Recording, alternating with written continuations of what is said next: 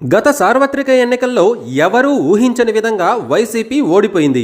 అసలు ఆ ఎన్నికల్లో జగన్ ఓడిపోతారని సామాన్య ప్రజలు సైతం ఊహించలేదు. 151 స్థానాలున్న పార్టీ కేవలం 11 స్థానాలకు పడిపోయింది. ఇక వైసీపీ పని అయిపోయింది, తిరిగి కోలుకోవడం కష్టమే అని ప్రత్యర్థులు తేల్చేశారు. కానీ జగన్ ఎవరూ ఊహించని విధంగా గోడకు కొట్టిన బంతిలా బౌన్స్ బ్యాక్ అవుతున్నారు. అధికారంలో ఉన్నప్పుడు కన్నా ప్రతిపక్షంలోనే జగన్ ఆవేశంగా కనిపిస్తున్నారు.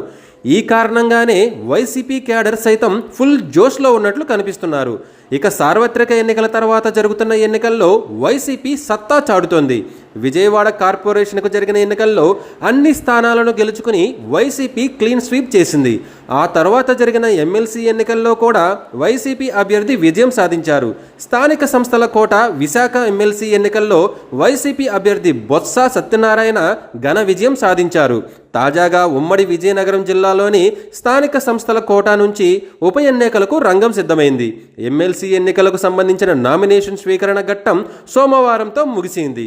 అయితే ఆ సమయానికి వైసీపీ నుంచి మాజీ ఎమ్మెల్యే శంబంగి చిన అప్పలనాయుడు 2 సెట్ల నామినేషన్ దాఖలు చేశారు. ఆయనతో పాటు 2 ఇండిపెండెంట్లు నామినేషన్లు వేశారు. టీడీపీ కూటమి నుంచి ఎవరూ నామినేషన్ దాఖలు చేయకపోవడం విశేషం.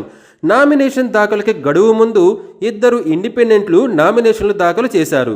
దీంతో స్థానిక సంస్థల కోటాలో జరిగే ఎమ్మెల్సీ ఉప ఎన్నికకు మొత్తం 3 నామినేషన్లు దాఖలైనట్లు అయింది.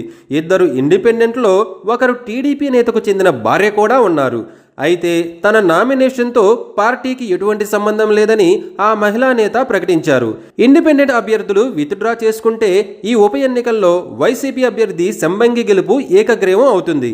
అలా కాకుండా ఇండిపెండెంట్లు బరిలో ఉంటే ఈ నెల 28న పోలింగ్ జరుగుతుంది. మెజారిటీ సభ్యుల బలం వైసీపీకి ఉండడంతో విజయనగరం ఎమ్మెల్సీ ఎన్నికల్లో జగన్ పార్టీ విజయం సాధించడం ఖాయంగా కనిపిస్తోంది.